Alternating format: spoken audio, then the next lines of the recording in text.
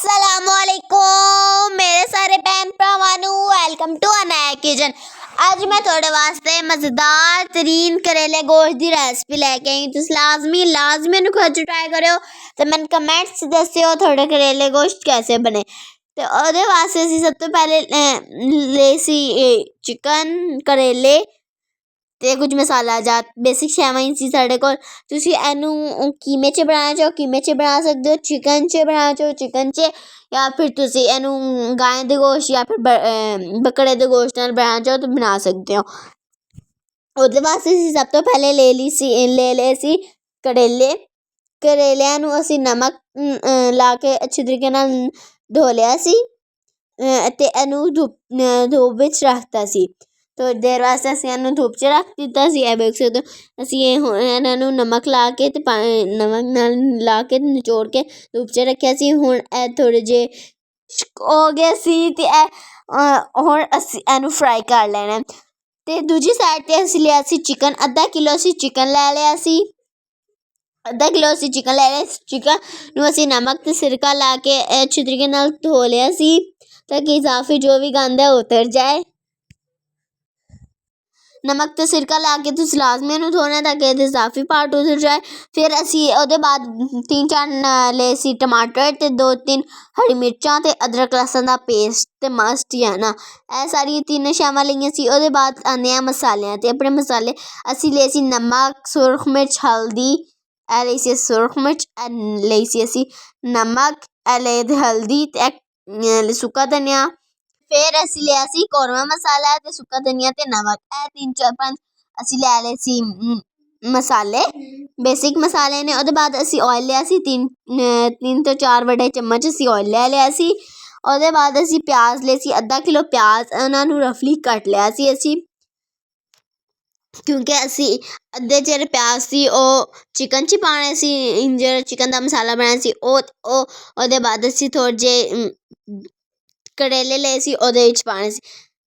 ਉਹਦੇ ਬਾਅਦ ਅਸੀਂ ਇੱਕ ਕੜਾਹੀ ਲੈ ਕੇ ਉਹਦੇ ਵਿੱਚ ਅਸੀਂ ਜਿਹੜਾ ਆਇਲ ਸੀ ਉਹ ਪਾ ਕੇ ਆਇਲ ਨੂੰ ਗਰਮ ਹੋਣ ਦੇਣਾ। ਆਇਲ ਜਦੋਂ ਸਾਡਾ ਗਰਮ ਹੋ ਜਾਏਗਾ ਹੁਣ ਅਸੀਂ ਇਹਦੇ ਵਿੱਚ ਜਿਹੜੇ ਪਿਆਜ਼ ਸੀ ਉਹਨਾਂ ਦਾ 1/2 ਅਸੀਂ ਹਾਫ ਲੈ ਲੈਣਾ। ਉਹ ਪਿਆਜ਼ ਅਸੀਂ ਇਹਦੇ ਵਿੱਚ ਪਾ ਲੈਣੇ ਨੇ। ਪਿਆਜ਼ਾਂ ਨੂੰ ਅਸੀਂ ਹਲਕਾ ਹਲਕਾ ਗੁਲਾਬੀ ਕਰ ਲੈਣਾ। ਪਿਆਜ਼ਾਂ ਨੂੰ ਅੱਛੇ ਤਰੀਕੇ ਨਾਲ ਗੁਲਾਬੀ ਕਰ ਲੈਣਾ। ਪਿਆਜ਼ਾਂ ਨੂੰ ਅੱਛੇ ਤਰੀਕੇ ਗੁਲਾਬੀ ਕਰ ਲਿਆ। ਉਹਦੇ ਬਾਅਦ ਅਸੀਂ ਜਿਹੜਾ ਚਿਕਨ ਲਿਆ ਸੀ ਉਹਨੂੰ ਨਮਕ ਅਤੇ ਸਿਰਕਾ ਲਾ ਕੇ ਧੋਇਆ ਸੀ ਉਹ ਹੁਣ ਅਸੀਂ ਇਹਦੇ 'ਚ ਪਿਆਜ਼ਾਂ ਦੇ ਵਿੱਚ ਪਾ ਲੈਣਾ ਅਤੇ ਅਸੀਂ ਚਿਕਨ ਨੂੰ ਗੋਲਡਨ ਜਿਹਾ ਕਰ ਲੈਣਾ। ਗੋਲਡਨ ਜਿਹਾ ਸਾਰੇ ਚਿਕਨ ਨੂੰ ਕਰ ਲੈਣਾ ਅਤੇ ਅੱਛੇ ਤਰੀਕੇ ਨਾਲ ਗਲਾ ਲੈਣਾ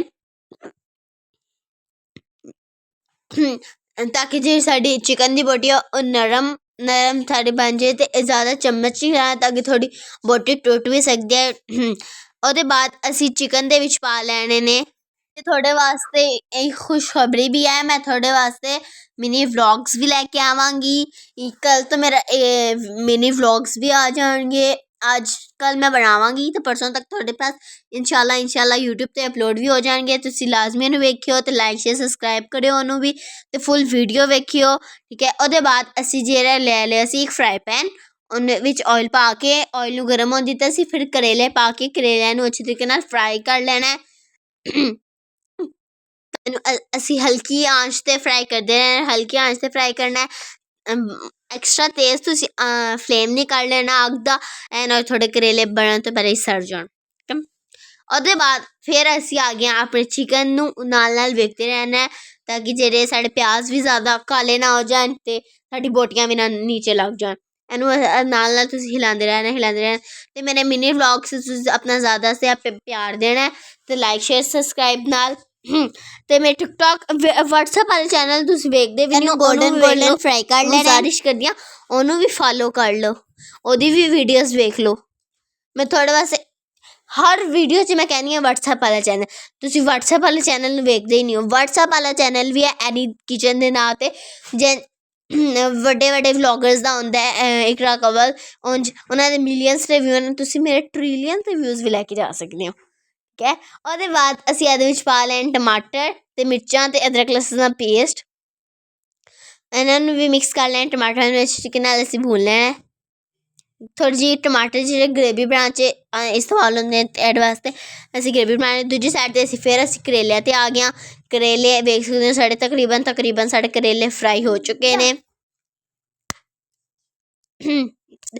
ते तुसीं मैनूं कमेंट्स करेओ कि मैं जेह्ड़ा है क्या थोआनूं मेरी वीडियोज़ पसंद आनियां कि नहीं आनियां क्योंकि मैं ताकि थोड़ी अच्छियां करां उ'नां नूं अगर आंदियां ने ते फिर ठीक है ਇਹ ਵੇਖ ਸਕਦੇ ਹੋ ਹੁਣ ਅਸੀਂ ਜਿਹੜੇ ਫਰਾਈ ਕੀਤੀ ਸੀ ਕਰੇਲੇ ਕਰੇਲਿਆਂ ਨੂੰ ਅਸੀਂ ਅੱਛੇ ਤਰੀਕੇ ਨਾਲ ਫਰਾਈ ਕਰ ਲੈਣਾ ਹਲਕੀ ਆਂਚ 'ਤੇ ਫਰਾਈ ਕਰਨਾ ਅਸੀਂ ਫਿਰ ਦੂਜੀ ਸਾਈਡ 'ਤੇ ਸਾਡੇ ਚਿਕਨ ਸੀ ਉਹਦੀ ਵੀ ਟਮਾਟਰਾਂ ਨਾਲ ਗ੍ਰੇਵੀ ਬਣ ਚੁੱਕੀ ਹੈ ਇਹ ਵੇਖ ਸਕਦੇ ਹੋ ਤਕਰੀਬਨ ਤਿਆਰ ਹੋ ਗਿਆ ਅਸੀਂ ਇਹਨੂੰ ਥੋੜ੍ਹੀ ਦੇਰ ਵਾਸਤੇ ਹੋਰ ਪਕਾ ਲੈਣਾ ਤੇ ਅਗਰ ਮੈਂ ਮਿਨੀ ਵਲੋਗਸ ਬਣਾਵਾਂ ਉਹਦੇ ਵਿੱਚ ਖਾਣੇ ਦੀ ਵੀਡੀਓ ਦੇ ਦਾਂ ਜਾਂ ਫਿਰ ਖਾਣੇ ਦੀ ਅਲੱਗਾ ਦੇਵਾਂ ਤੇ ਮਿਨੀ ਵਲੋਗ ਅਲੱਗਾ ਦੇਵਾਂ ਤੁਸੀਂ ਮੈਨੂੰ ਇਹ ਵੀ ਕਮੈਂਟ ਕਰਿਓ ओके मैं दोनों शावां एक व्लॉग च ही बता दा या फिर मिनी व्लॉग अलहदा होए ते खाने दी वीडियो फुल डिटेल्ड अलहदा होए ठीक है तुसीं मेरी शॉर्ट्स वीडियो भी वेख्या करो शॉर्ट्स वेख के ऐ ना क्या करो लॉन्ग दे विच ऐ होना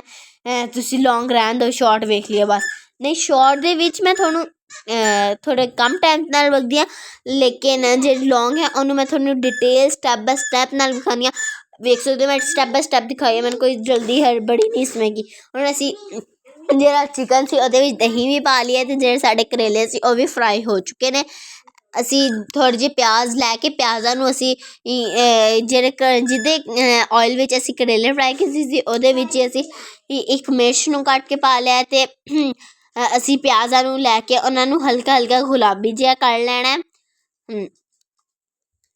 ਹਲਕਾ ਗੁਲਾਬੀ ਕਰ ਲੈਣਾ ਪਿਆਜ਼ਾਂ ਨੂੰ ਇਹ ਵੀ ਐਡ ਹੋਣੇ ਨੇ ਉਹਦੇ ਜਿਹੜੇ ਮਸਾਲੇ ਬਣਾਏ ਸੀ ਅਸੀਂ ਅਤੇ ਕਿਤੇ ਕੋਈ ਬੱਚਾ ਹੁੰਦਾ ਨਾ ਜਿਹਨੂੰ ਕਰੇਲੇ ਪਸੰਦ ਹੁੰਦੇ ਨੇ ਉਹ ਵੀ ਮੈਨੂੰ ਕਮੈਂਟ ਕਰੋ ਕੌਣ ਸਾ ਅਜ਼ੀਮ ਹਸਤੀ ਪੈਦਾ ਹੋਈ ਹੈ ਜਿਸਕੋ ਕਰੇਲੇ ਪਸੰਦ ਹੈ ਠੀਕ ਹੈ ਉਹਦੇ ਬਾਅਦ ਅਸੀਂ ਜੇ ਵੇਖ ਸਕਦੇ ਸਾਡੀ ਜਿਹੜੀ ਗਰੇਵੀ ਹੈ ਉਹ ਚਿਕਨ ਵਾਲੀ ਉਹ ਬਿਲਕੁਲ ਤਿਆਰ ਹੋ ਚੁੱਕੀ ਹੈ